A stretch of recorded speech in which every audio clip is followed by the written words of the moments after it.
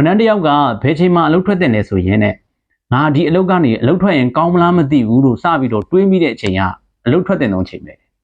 မင်္ဂလာပါကျွန်တော်ချမ်းသာတော့ဖြစ်ပါတယ် business coaching trainer တယောက်ဖြစ်ပါတယ်ကျွန်တော်ဒီနေ့တော့ဝန်ထမ်းတယောက်ကဘယ်ချိန်မှအလုပ်ထွက်တဲ့လဲဆိုတာနဲ့ပတ်သက်ပြီးတော့ကျွန်တော်ပြောပြပေးတော့မှာဖြစ်ပါတယ်နံပါတ်1ချက်ကတော့ကိုယ်အတိမတ်အပြုတ်မခံရတဲ့အချိန်မှာအလုပ်ထွက်တဲ့မှာကိုဘာပဲလုပ်လို့ကိုဘလောက်ပဲကြိုးစားဘလောက်ပဲရလက်တွေကောင်းအောင်လုပ်လို့ကိုအတိမတ်မပြုတ်တော့ဘူးကိုလိုလိုလားလားမရှိတော့ဘူးဆိုရင်အဲ့လုပ်ငန်းခွင်ကနေအမြန်ဆုံးထွက်လိုက်တာအကောင်းဆုံးဖြစ်ပါတယ်နံပါတ်2ချက်ကတော့တိုးတက်မှုမရှိတာပါလုပ်ငန်းခွင်မှာကိုယ်ကိုသင်ပေးမဲ့လူလည်းမရှိတော့ဘူးဒါမှမဟုတ်ကိုယ့်ရဲ့တိုးတက်မှုအတွက်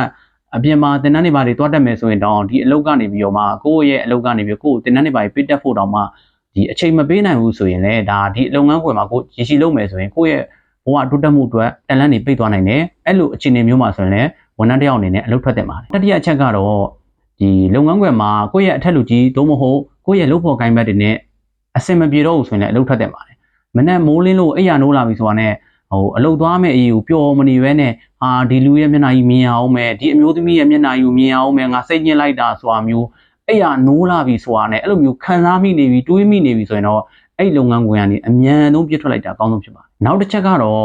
ဒီစိတ်အားတက်ကြွမှုမရှိတာပါလူတယောက်ကတခါတရံမှာ motivation ကြတာဖြစ်တတ်ပေမဲ့အမြဲတမ်း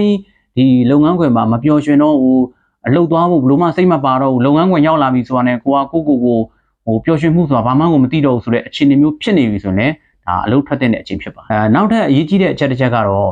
ဒီအလုပ်သမားတွေအဝင်အထွက်ကျန်းတဲ့လုပ်ငန်းခွင်မှာကိုရောက်နေတယ်ဆိုရင်လည်းဒါအလုပ်ထွက်တဲ့အချိန်ဖြစ်ပါတယ်ဘာလို့လဲဆိုတော့ဝန်ထမ်းတွေက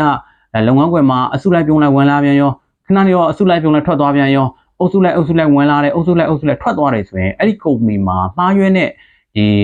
သူတို့ရဲ့ internet မှာမှားယွင်းတဲ့ဒီအခြေအနေတစ်ခုရှိနေတယ်အဲ့လိုအခြေအနေမျိုးမှာဆိုလို့ရှိရင်လည်းကိုကအလုပ်ထွက်လိုက်တာအကောင်းဆုံးဖြစ်ပါနောက်ဆုံးချက်တစ်ချက်ကတော့အလုပ်မှာမပါတဲ့တထေးရဲ့မိသားစုဝင်တွေကကိုယ့်ပေါ်မှာလာပြီးတော့မှဒီပုံကိုရေးတွေ personal တွေပတ်သက်နေပြီဆိုရင်လည်းဒါအလုပ်ထွက်တဲ့အချိန်ဖြစ်ပါတယ်တခါတရံကြလို့ရှိရင်ကိုကပကံမှာဖျားဘူးလို့ဖြစ်နေတတ်တာပေါ့နော်ဘယ်ဖျားဖူလို့ဖူးရမှမသိဘူးအားလုံးကတကိုးကြီးတဲ့အခြေအနေမျိုးဖြစ်နေတတ်တယ်